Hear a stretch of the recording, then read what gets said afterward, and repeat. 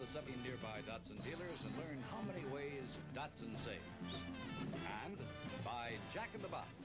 Jack in the Box is determined to give you the best service you've ever had at a fast food restaurant. And by Provident National Bank.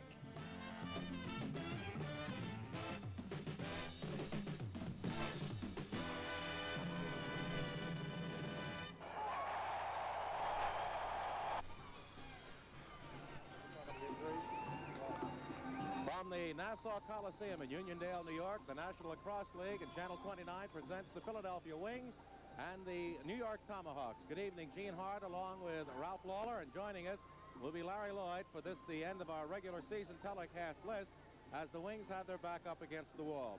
Very simply, there are 2 games remaining in the season. The Wings here tonight against the Tomahawks, and the Boston Bolts at Maryland on Sunday. The Wings and the Bolts are tied for 4th place, each with 44 points. Quebec has 3rd place with 46, and Maryland in last with 42. If the Wings win tonight and Boston wins Sunday, the Wings are eliminated. If the Wings tie tonight and Boston ties Sunday, the Wings are eliminated. If the Wings lose tonight, they're automatically out of the playoffs.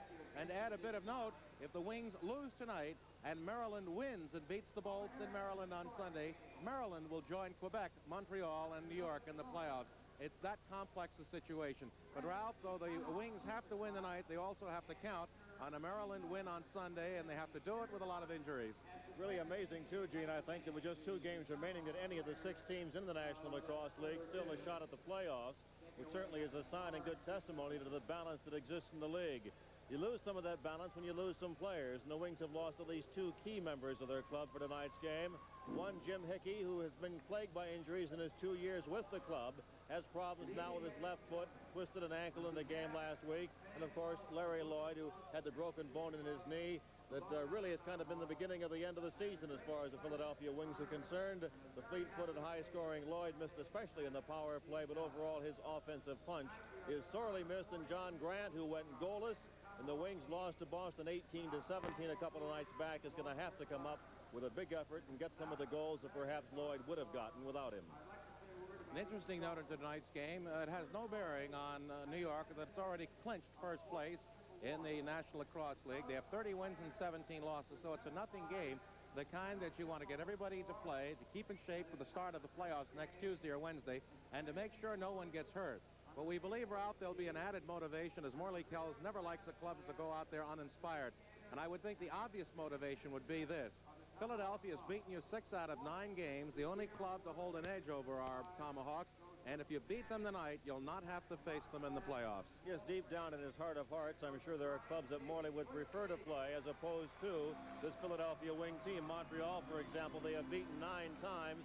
The 10 times they have met this year. The Wings, the only team in the league to hold a series edge over the Tomahawks this year, 6 wins and 3 losses. I wonder if we could move our camera over and get our guest color commentator tonight as we leave Ralph for a second, and that will be Larry Lloyd. And Larry, the knee operation, the prognosis. Well, it looks very, very promising. It's just a matter of a little bit of rehabilitation, a little bit of hard work on my behalf to get it back in condition again. You're not playing. Jim Hickey's not playing.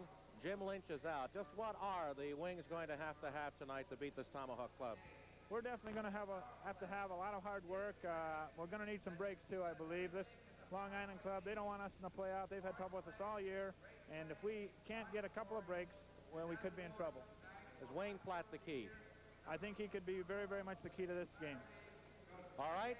That's it. You've heard it from Larry Lloyd, Gene Hart with Ralph Lawler, and we'll have the opening draw of the most important game in the Wings' 2-year history after these words.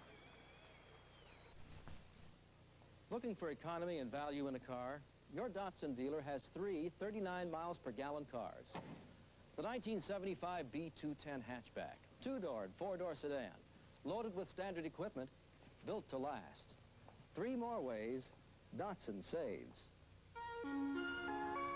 See your nearby Datsun dealer. He's listed in the yellow pages.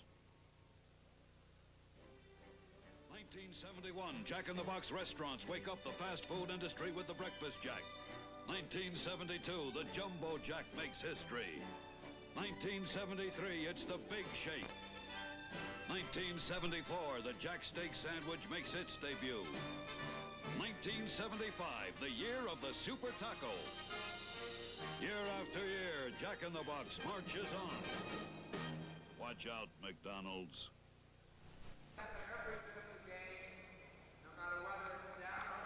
Good evening once again. This is Ralph Lawler along with Gene Hart as the Philadelphia Wings prepare to close the regular season portion of their 1975 National Lacrosse League season against the Long Island Tomahawks, and it should be a good one as we're having the starting lineups introduced down below right now. The Wings, in terms of motivation, Larry Lloyd, what's the mood of the guys? Are they hungry? Are they up for this one? Or did that real tough loss to Boston take something out of them? I think they're see that it's a bit desperation situation, and we're just going to give it the last little bit that they seem to have. After 7 games lost, things are pretty bad, and it's going to need an all-out effort by everybody, so I hope that we get some early breaks so that the fellas can maybe get a little motivation right out of the game itself. What do you think about the Long Island club? Are they going to be fired up, or are they going to think, well, it's all over, we don't need this win, it's not important to us? Are they going to lack motivation tonight, do you think? No, definitely not. They've had trouble with us all year, as I've said, and just on that motivation to get us out of the playoffs is going to be enough for them, I believe. Okay, real good. Larry Lloyd will be up here visiting with us and offering his expert color commentary throughout the course of this entire broadcast, and we're happy to have Larry with us, but obviously would much rather have him down in the box right now because the Wings could so badly use him. Awards being presented to the members of the Long Island Tomahawks down below, and a small but very vocal crowd on hand tonight to view this one. The Wings will sorely miss the presence of Jim Hickey, as we mentioned, on the opening draw. Bob Goulding will probably work in his stead because you must control the draw ball to get the ball to get it down into the opposing end. Wayne Platt will be opening in goal for the Philadelphia Wings this evening. Wayne, on the season, giving up 14.6 goals per game.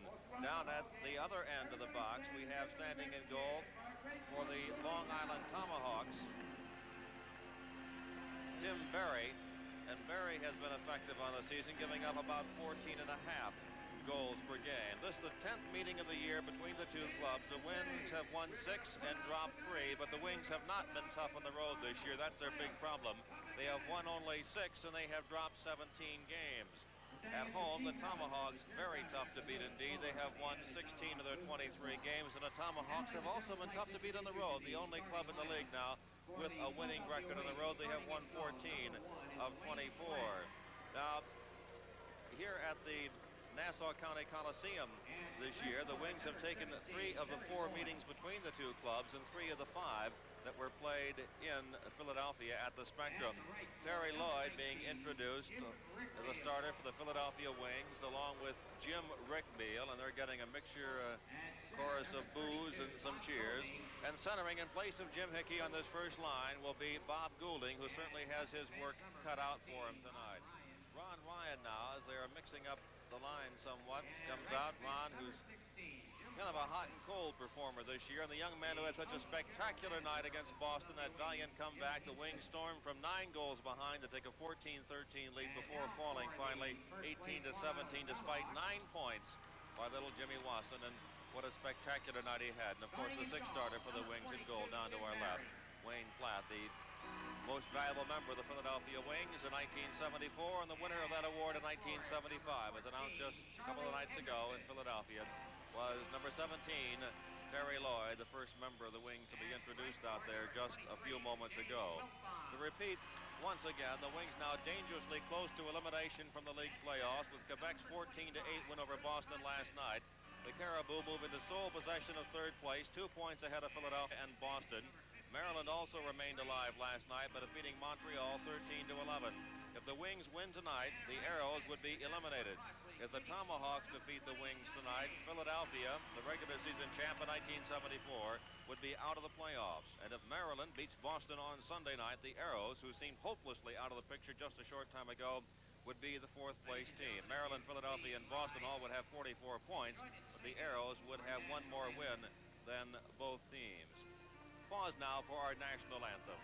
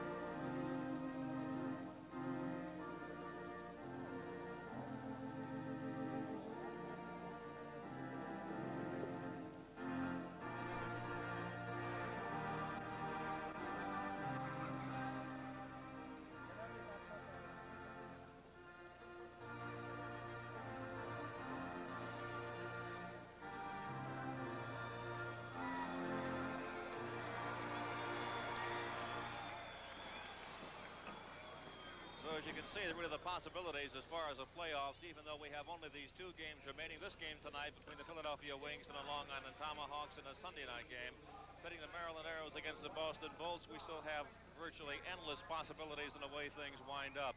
And we haven't even talked about what effect ties can have. In essence, the Wings have to do better in their game than Boston does in the game this coming Sunday night, is what it pretty much boils down to if you want to take Maryland out of it. But that's not really fair either. It's really confusing, and I'm sorry I brought the whole thing up. But now for first period play-by-play action, here's Gene Hart.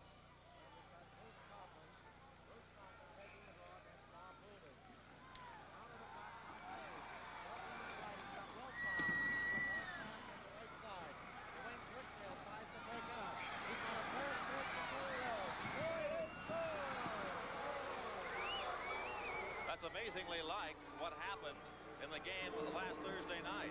Terry Lloyd scoring in the opening seconds. Here it took him just 13 seconds to get in the first score of the game, and the Wings lead it by a 1-0 score. I'd like to see your brother start off like that. There he goes. Terry Lloyd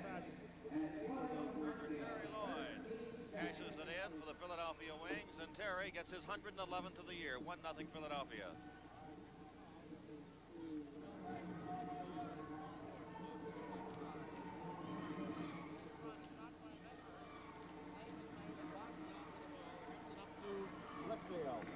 Whitfield now leads up to John Grant.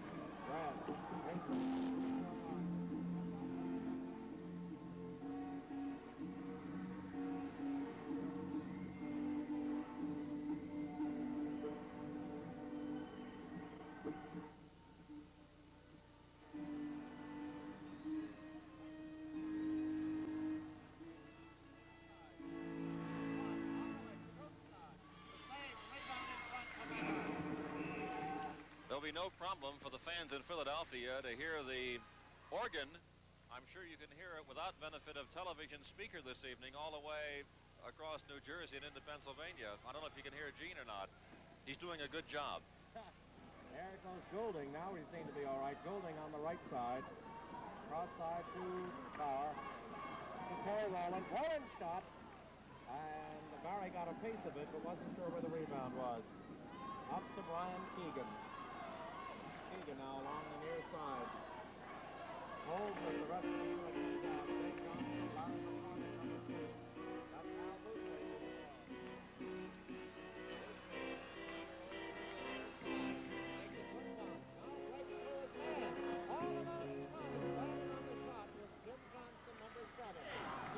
The ball as Philadelphia wants to run. For your information, Al Boothway is wearing number 9. For the Tomahawks, Luke Wayne, a change in your program. Luke Wayne is wearing number 9. Right in on Tim Barry. And again, the Wings are going to have to cut down on any mishandling errors. There's a pass. There's Gordon. He is in on the rebound off to Glenn Ferguson.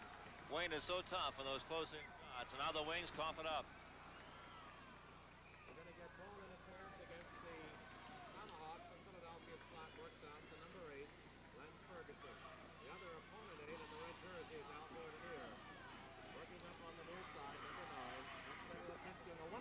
He's in, shot. Partially deflected by a fine defensive play by 17 Keegan. Onto the stick of goaltender Barry. There's a quick pass up to Dave Wilfong. Wilfong with 92 goals.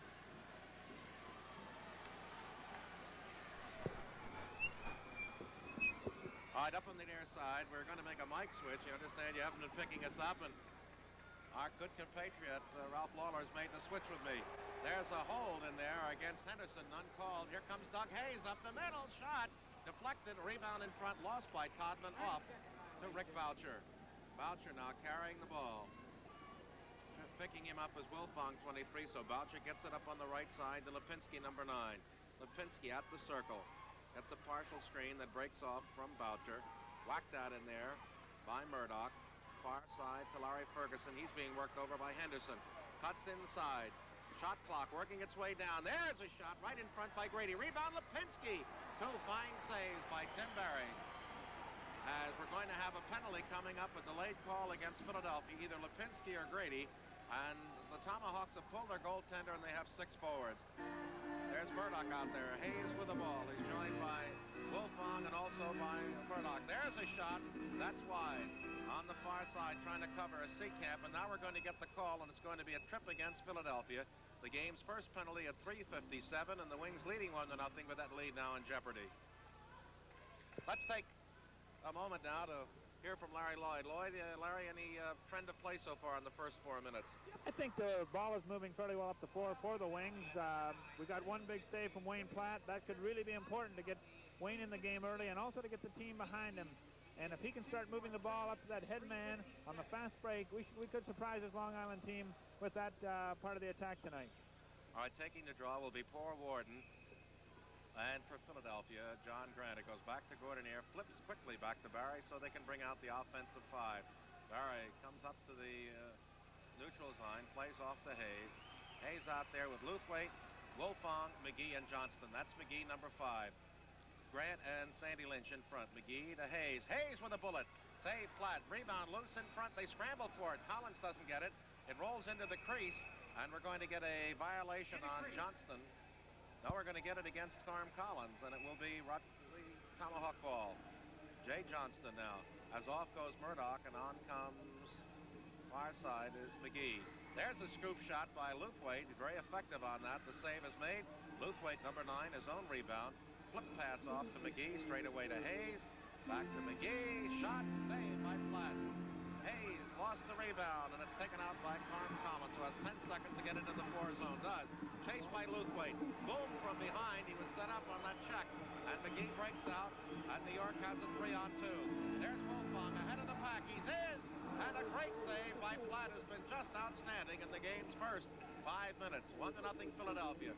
Bad pass to Wasson as Philadelphia is still trying to kill the penalty. 45 seconds remaining on that call to Lipinski. Yeah, we seem to be solving this penalty quite well. It's too bad Carm didn't see Luthwaite coming up behind him. It would have helped because he really got hit hard on that one. All right, Luthwaite working with Collins in the corner. Big Al being held in there. The ball pops free, still in no one's possession. Shot clock working down to 10. Dug out by Wilfong, goes behind the net. Scoop shot in front of the score by Paul Warden. Warden from the Wilfong. That's a power play goal. The shot by Warden there seemed to be quite deceiving. Let's take time out for this.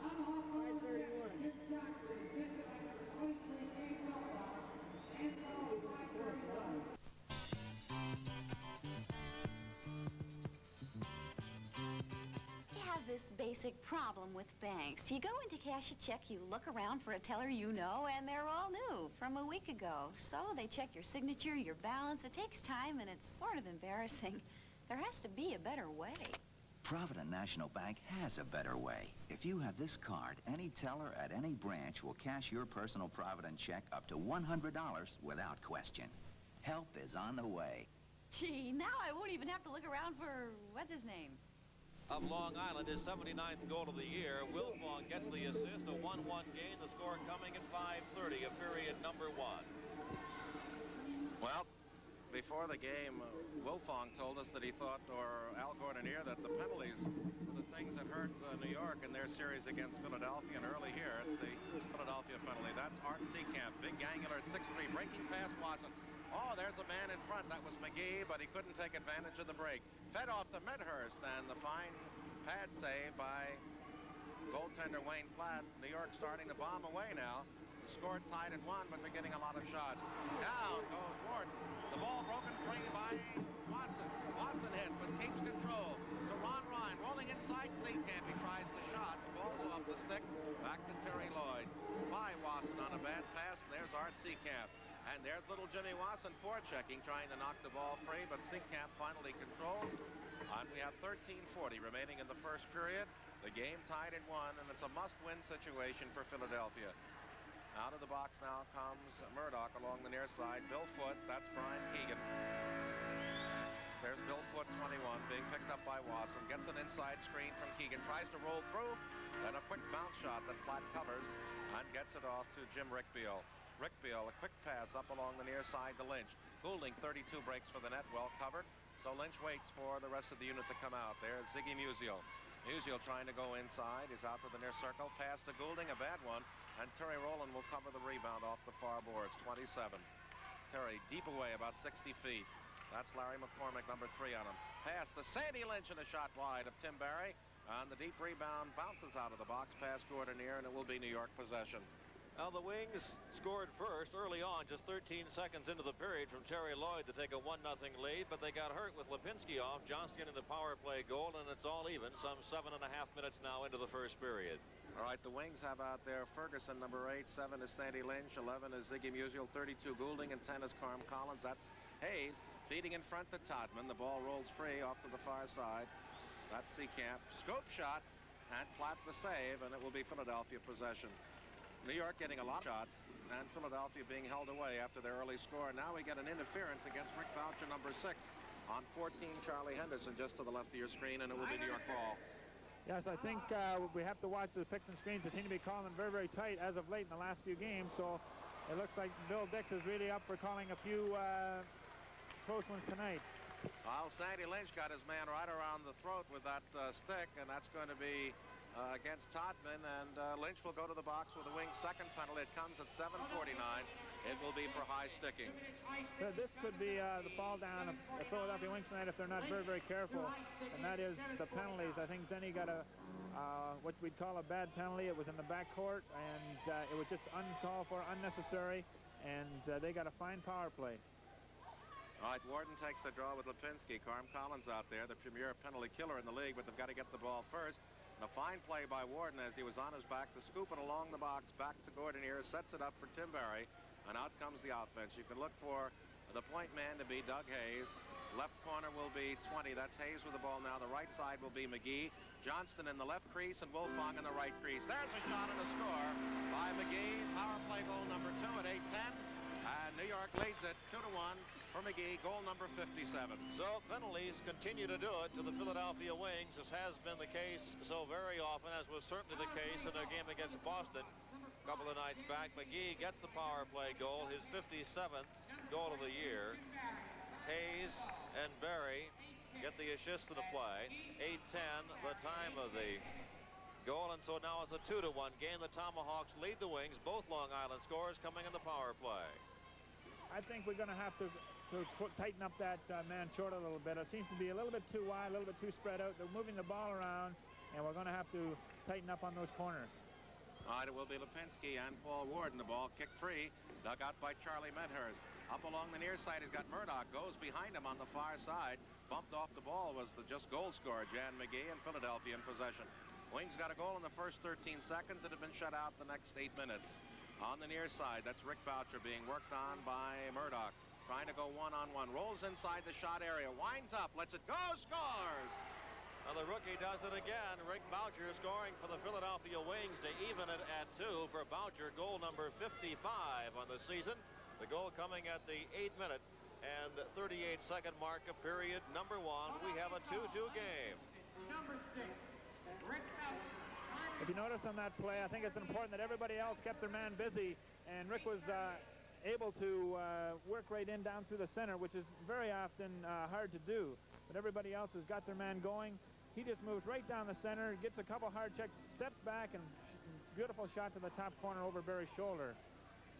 All right, now out there is the former Maryland bad man, Gordy Keats, to take the draw with Lipinski, and there's a key part of the game that's been controlled so far by the Tomahawks. That's the center box draw. That's Luthwaite feeding back to Brian Keegan. Number 17, and the Wings in a zone now. They've got a 3-2 zone or a 2-1-2 zone. Man in front breaking through that zone was Gordonier. Couldn't get the pass. Luthwaite goes through. Lipinski had him wrapped up. The ball is loose.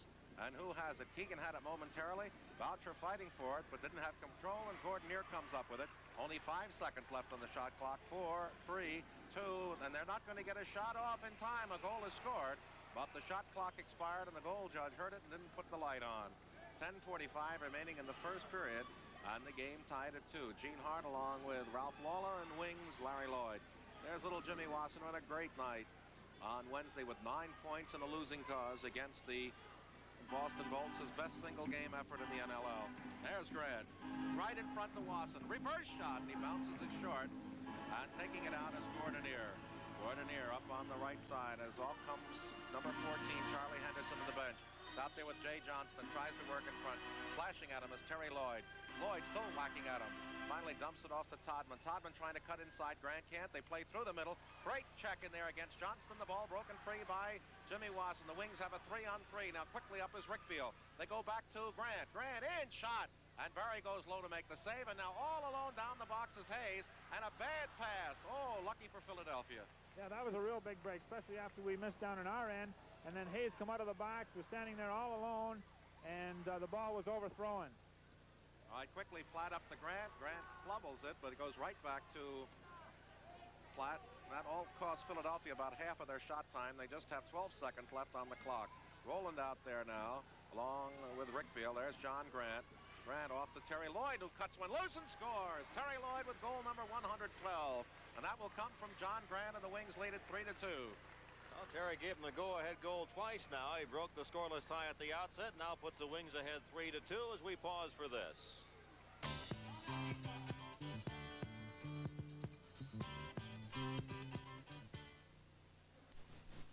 This is the luxury Datsun 610, and this is Datsun's lowest priced wagon, the 710. We're packing them to prove a point. The 710 holds 46 cubic feet. The 610 over 57 cubic feet. If your family ever needs to carry more than this, call a moving company. See your nearest Datsun dealer and see how many ways Datsun saves.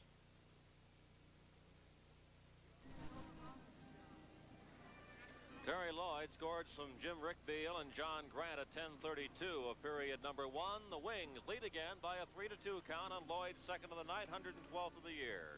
Warden this time the draw by Musial, and he wisely, instead of trying to control, fires it back to Wayne Platt, who makes the control and plays up on the left side to Bob Goulding. Screen there by Ferguson.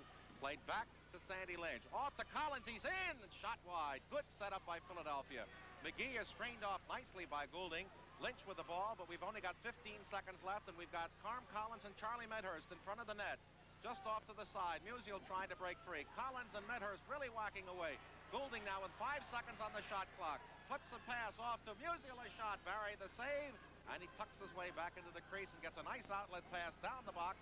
Too far from McGee. And it rolls nicely into the Philadelphia crease where Platt plays off to Bob Goulding. Collins and Medhurst really going at it out there in the front of the crease, and we may have some action with those two yet. All right, the Roland couldn't control the ball, and he was really sandwiched in there as he was tremendously vulnerable. As he tried to pick up the ball, had the head down, and then when he came up the head, boom, he was really clobbered, and perhaps we'll get a look-see at that and see who did the damage.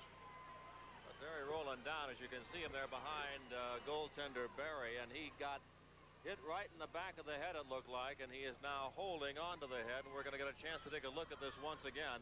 There goes Roland coming directly towards you, and Terry, take a look at it. Larry, take a look at it and explain what's going on. He takes a tough shot right there, as he's he was sort of just cleaned right off his feet as he was hit once already. I think that this game could get a little tough. I'm going to predict something that Carm Collins is going to take care of Chuck Medhurst. Those two were really going at it with a stick, and a lot of words being exchanged, and Carm gave him a menacing look as he went back up the floor like, I'll catch you later on, I think. I think he's looking for him. Well, you can see the spin around by Roland as he was off balance, then seemed to get whacked the second time by Art C. Campos. We'll take time out now for these words. God, I couldn't believe this. I couldn't hear it. Oh, yeah.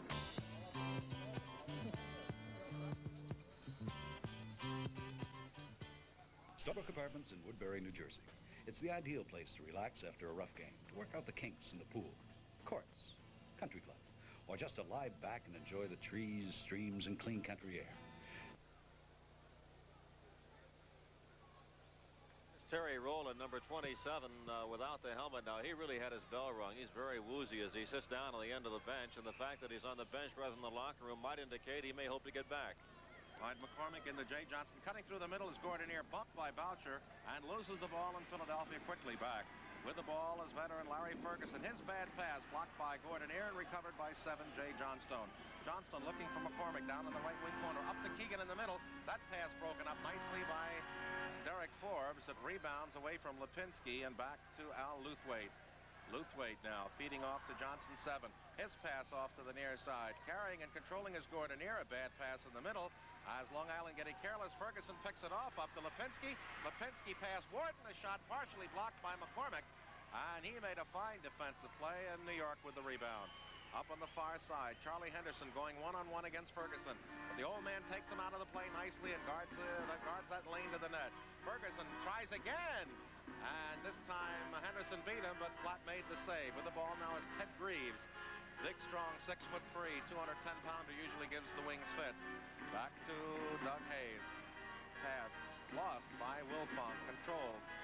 They've got 16 seconds left. There's Hokulik with a scoop shot. Well wide. Rebound in front. Greaves! And he stepped on the crease while maneuvering for the shot.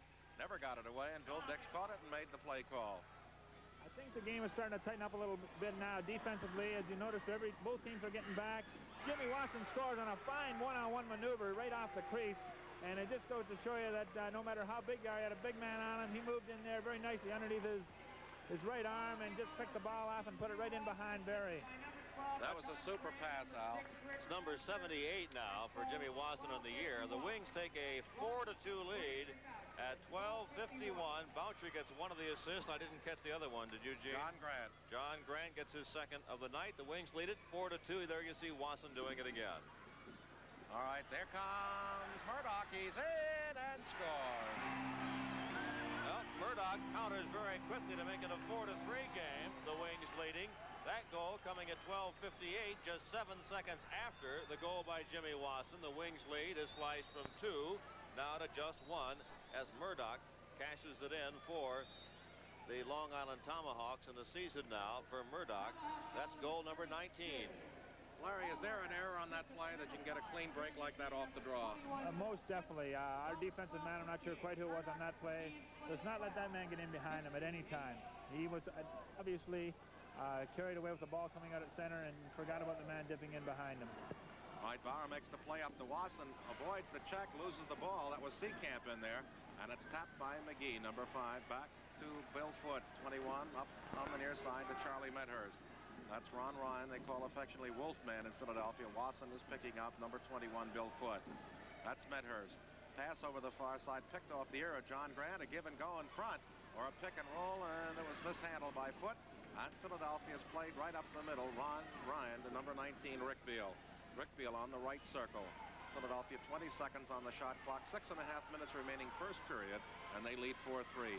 A pass that's deflected, but Ron Ryan gets it. They've got 8 seconds, 13 seconds make that. There's John Grant trying to get an opening in the middle. Being worked on in there by Murdoch. Still being worked on. Now he's going to get a reverse shot. Watch it. He scores! Great play by John Grant.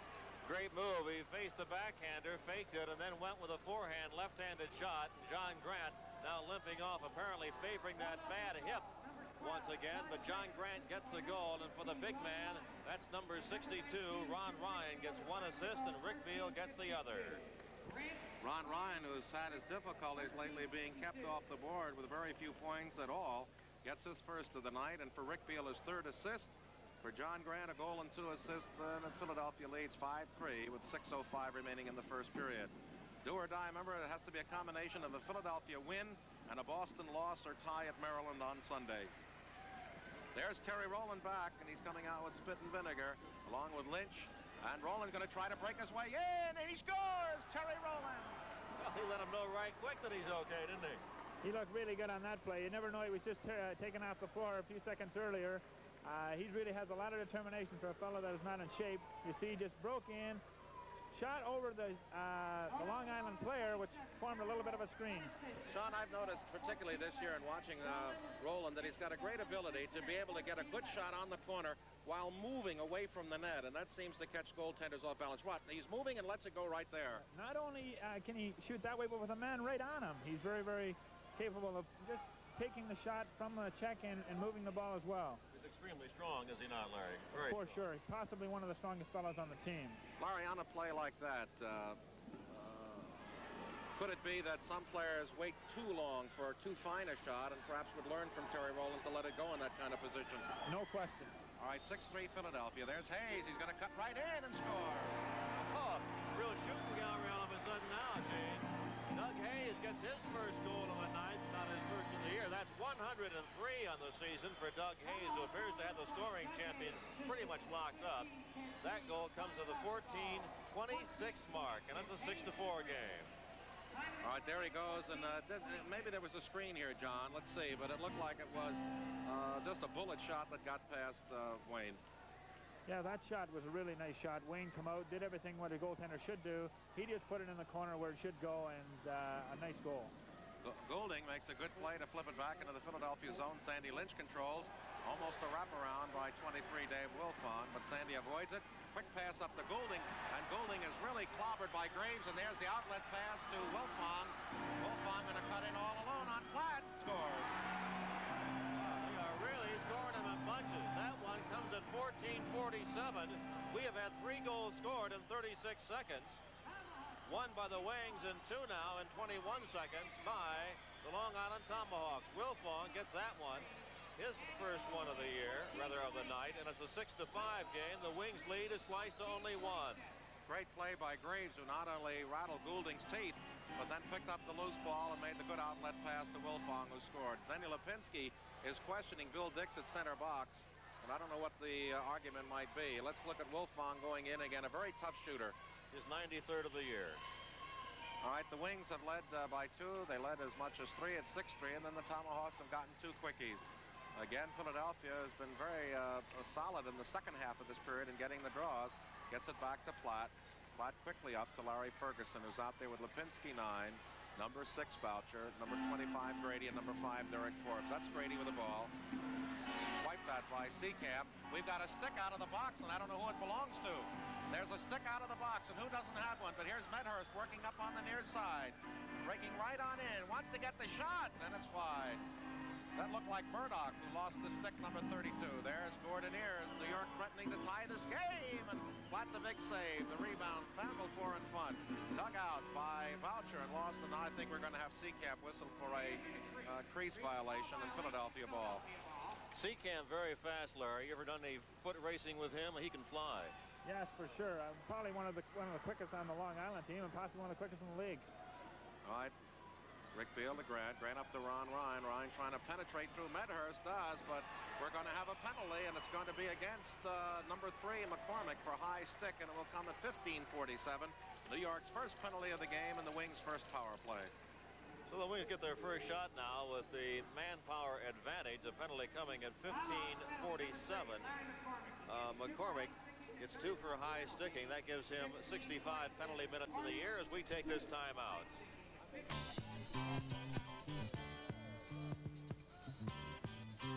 Saw a terrific suit on sale.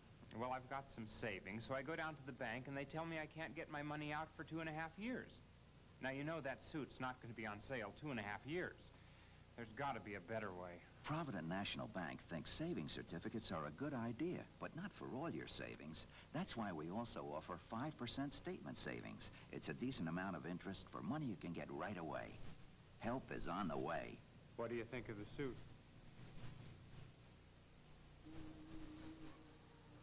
Back at the Nassau County Coliseum, the Philadelphia Wings, 15, almost 16 minutes into the first period now, still leading 6-5, and now they have a man advantage. The power play for the Wings for the first time tonight. But they have the defensive unit out, as usually do on the draw, and right off the draw, it hit Carm Collins in the face.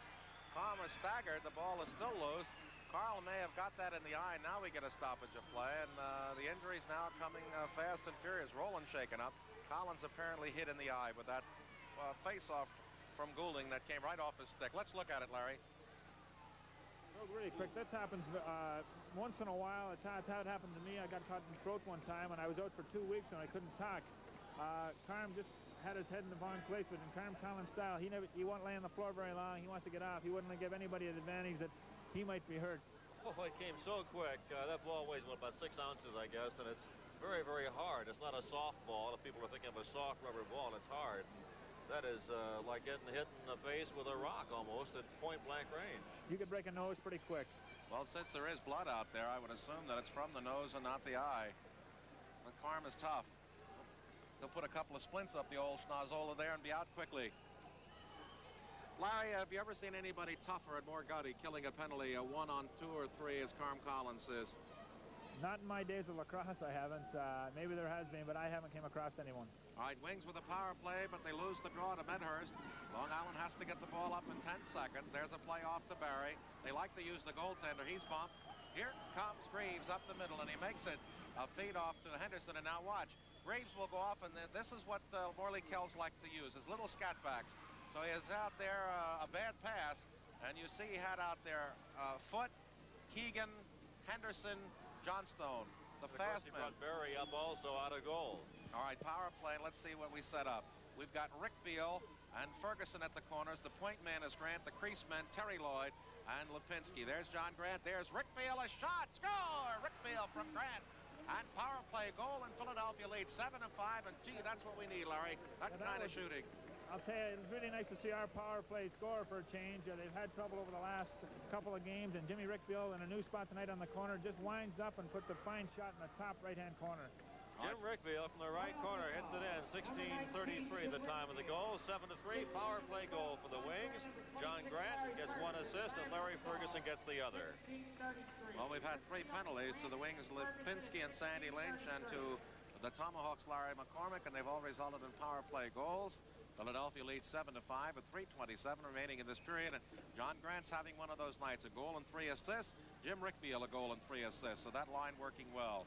All right, Philadelphia still keeps Grady out there along with Boucher, Ferguson, Lipinski, and Forbes. There is Luthwaite breaking in.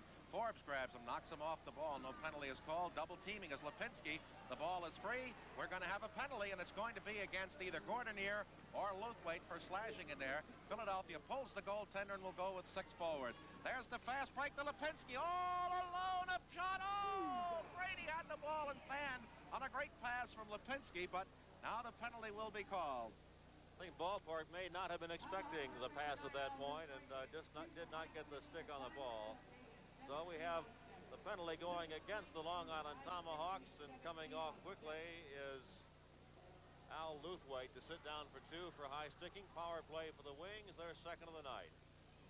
I'll tell you, they're a very economical group here in New York. They still got the lineup from last year. They've got players like Graham Gare and Bill Tierney and Rick Dudley in the lineup. There you see some bouncing, and you saw Luthwaite in there come up high on Forbes. So Philadelphia again with a power play opportunity. You've got to get the ball, and there's Carm Collins out with the ball. Tries to flip it loose, but it rolls instead toward the New York goal, and failing to get it was Barry, but it did roll free up to Medhurst. Now let's see them get it up into the 4 box. They get the strong guys up first. Now you'll watch Greaves unload, and then he's boomed from behind. He didn't get a chance to unload.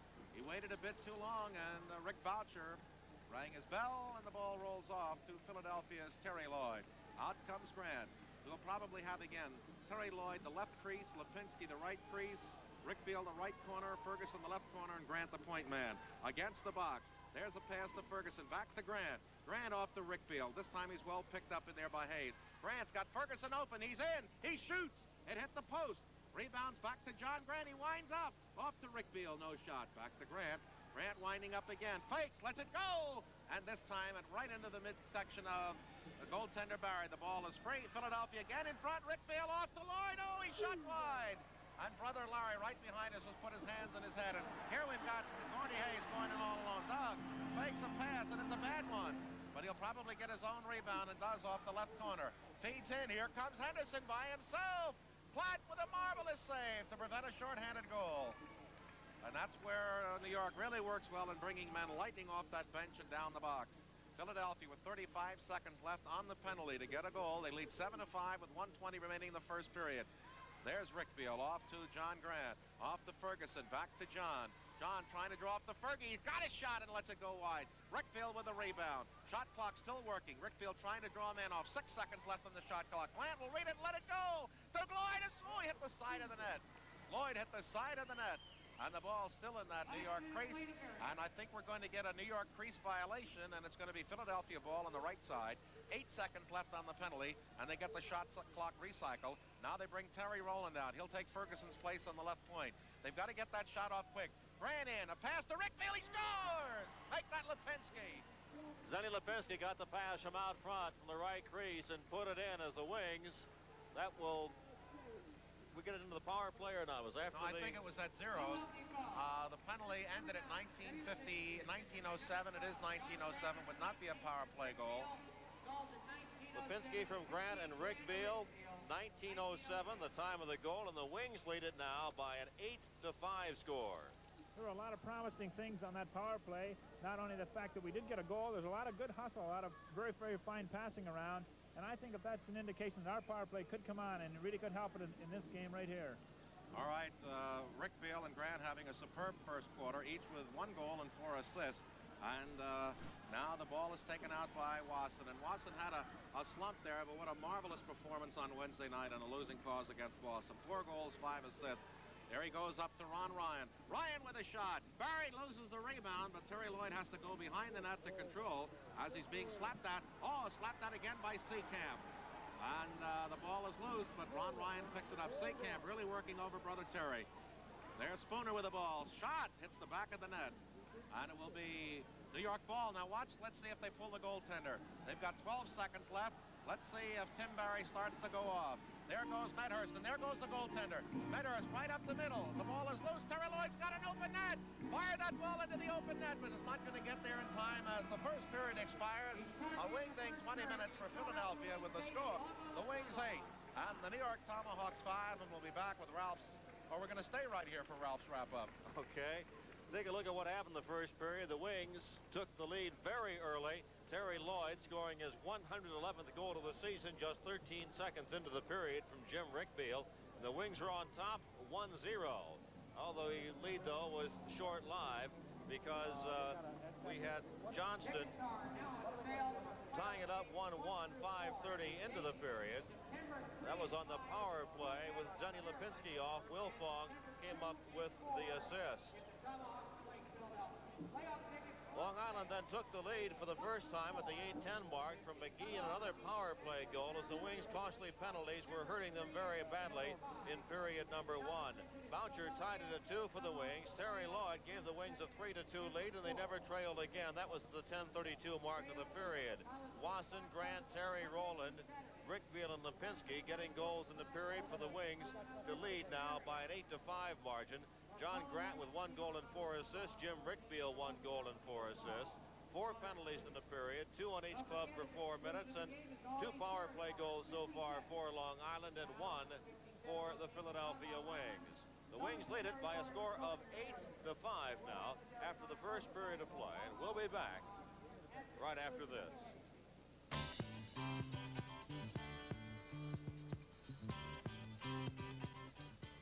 There's someone in town wants to take over your office to help you plan it, decorate it, and furnish it from top to bottom.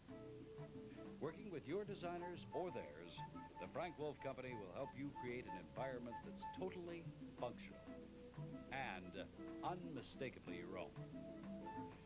For creative office furniture and design ideas, call the Frank Wolf Company at Locust 72303.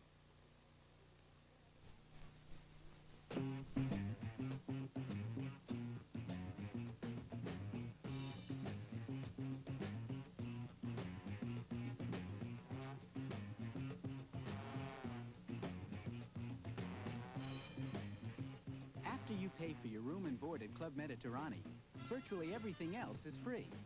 At Club Med Guadalupe, you can not only leave your troubles home, you can leave your money home. Now available at all 5 Rosenbluth travel agencies. America's largest Chevrolet dealer, Potemkin Chevrolet. Hundreds of new and used cars and trucks available for immediate delivery at low discount center prices that save you hundreds. New Monte Carlos as low as $3,700. Why pay more? Visit Potemkin Chevrolet at 1101 South Broad Street in Philadelphia. My friend, Herb, he's on the football team. Me, I'm on the math team.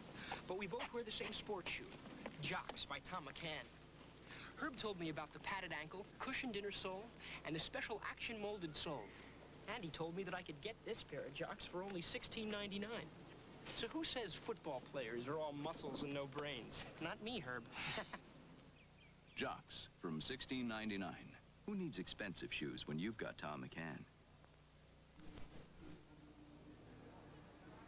Back here at the Nassau County Coliseum after the first period of play, the Philadelphia Wings enjoying an 8-5 lead over the first place Long Island Tomahawks, a team the Wings have beaten 6 times in 9 previous meetings this year. And amazingly enough, they're out on top of them right now, though the Wings find themselves in a do-or-die battle. They must win this game if they are to keep alive their very slim hopes of still getting into the Nations Trophy playoffs that will begin next Tuesday night right here once again in the Nassau County Coliseum. So the Philadelphia Wings need this one badly. Eddie Tepper, the vice chairman of the Philadelphia Wings, took a few moments prior to the game to talk to our Gene Hart about the season and about what could yet lie ahead for the Philadelphia Wings. Go down now into the center box. Gene Hart and Ed Tepper. Back here at the Coliseum in Uniondale, our guest is the vice chairman of the Philadelphia Wings, Ed Tepper. On this, our end of regular season telecast, we thought we'd do some recouing of what has transpired in the second year of the National Lacrosse League and project into its third season next year coming up in 1976, and most apropos year in Philadelphia, the bicentennial. Ed, first of all, much has been made of the shortening of the schedule, and though it was an odd change, it was met with much favor, particularly writers saying it's about time that they realized schedules were too long, and it was cut back to the disadvantage perhaps of the Philadelphia Wings. But now for next year, for 1976, what is the projected number of games and over what part of the season will they stretch? Well, it's still a tentative schedule, Gene, but right now, if I were to guess, and it is a guess, I'd say from mid-May to the end of August, and we'll probably stick with 24 home games and 24 away games. So what you're basically saying is that you'd like your season to commence concurrent with the end of hockey and approximately the time that the ice sport begins its fall training camp. Absolutely. That's what happened in '74, and it was very, very successful, and I think, and I hope anyway, that that's the format that we'll probably go back to in '76. You know, Ed, one thing that hasn't been mentioned is the playing dates that the Wings have had at the Spectrum. Usually teams such as the Flyers have played home historically on Thursday and Sundays. The Canadians play Wednesdays and Sundays, Boston Thursdays and Saturdays. Was there any pattern to the way the Wings play their home games, and what do you foresee for next year? How would you like your schedule to run on what days? They're trying to kill us here, Gene. No, absolutely, Gene. I think that it is imperative that we have stationary days. You know, what 2 days, I really don't know. We're going to do a large market survey that McDonald and Little, which is a new advertising firm that Mr. Dixon has just hired. And we will probably come up with what we feel are maybe the one good day or the 2 good days each week, but definitely consistent. Would you feel that Friday and Saturday nights are negative nights because of our proximity to the shore and the use of those 2 days to hit the water? Well, of course, this is what the survey will tell us. It's my personal feeling, of course, that prior to the summer that they're excellent nights, and after the summer that they're excellent nights. During the summer, you know, I have my doubts, but I would like to find out. I think it should be interesting. Much has been said about last year's first season of the National Lacrosse League when players were being transported back and forth the day and the nights of games by plane from Canada in order to keep their regular jobs. But now the salaries have increased. And just what has it meant to you, to the Wings, in finances, and to the players to have them here throughout the summer? Well, this year, thanks to Mr. Dixon, we probably have one of the super organizations in sports. And I don't say that out of any conceit. I really feel that Fitz has really built a super organization. And, of course, having our players here and making them part of the Philadelphia scene is so important. And the full-time salaries, they're full-time athletes. And it only proves one thing, Gene, that you and I have said from the start, and I believe it today more than I ever have, that lacrosse is certainly here to stay. And what we're trying to do now is we're just trying to build the finest franchise, not only in our sport, lacrosse, but in the major sport today. The changing of the schedule disrupted the television lineup, costing us 2 or 3 games. But in the number of games that were telecast, what did you find in the matter of a viewing audience? Well, I couldn't be happier, really. As you know, I got involved a little bit this year, and our ratings have doubled and tripled. And also, Gene, and I just found out about 20 minutes ago that we did a game here Monday night between Long Island and Montreal, and they used our Philadelphia crew, and they got a 3.9 rating, which is higher than the Nets and higher than the Islanders. So lacrosse is definitely a TV sport, and I'm quite excited about it. Ed Tepper, Vice Chairman of the Philadelphia Wings, our guest, and our intermission activities will continue again after these words.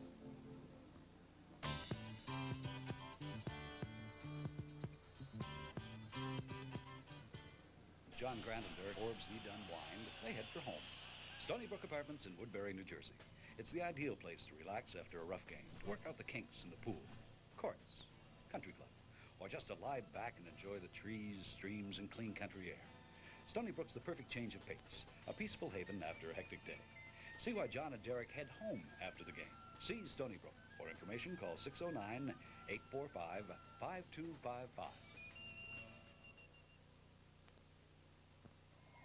Identifying Datsun's flying object, the new 280Z.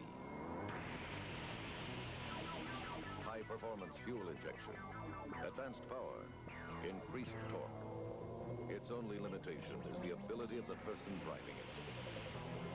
The new fuel-injected 280Z. And 2+2. Catch 'em at your Datsun dealer. See your nearby Datsun dealer. He's listed in the yellow pages. There's someone in town who wants to take over your office to help you plan it, decorate it, and furnish it from top to bottom.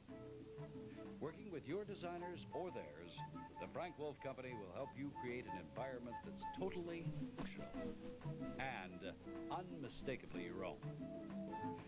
For creative office furniture and design ideas, call the Frank Wolf Company at Locust 72303.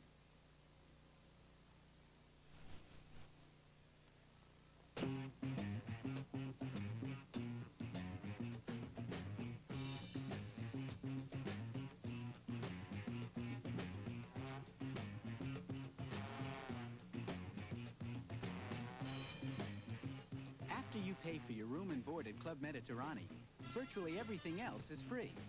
At Club Med Guadalupe, you can not only leave your troubles home, you can leave your money home. Now available at all...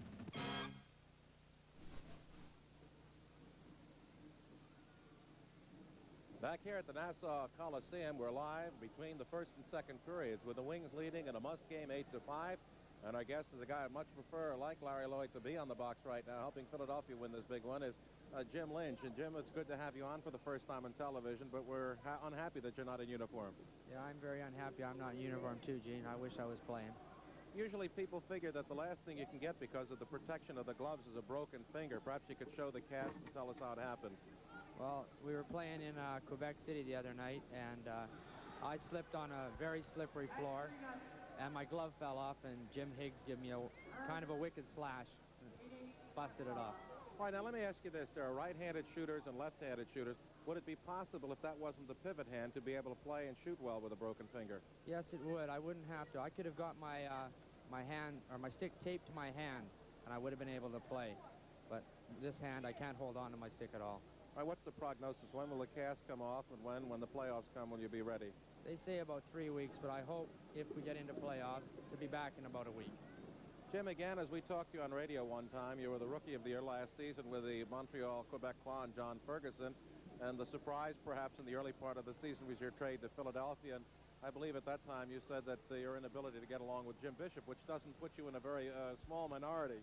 No, not too many players can get along in Jim's style, and if you can't get along in his style, you go to a different team. John Ferguson, an interesting type, a roughhouse guy when he was a player with the Montreal Canadiens, and of course the background in lacrosse. How did you find working with John, and what were his high points as a coach? I really liked John to work with. He was a very understanding person. If you made a mistake, he came to you and he talked to you about it, and he just went out and played your own game. With Jim Bishop, if you make a mistake, he lets you sit on the bench and cool off a bit. All right, we're going to be back in a minute with Jim Lynch, so don't go away.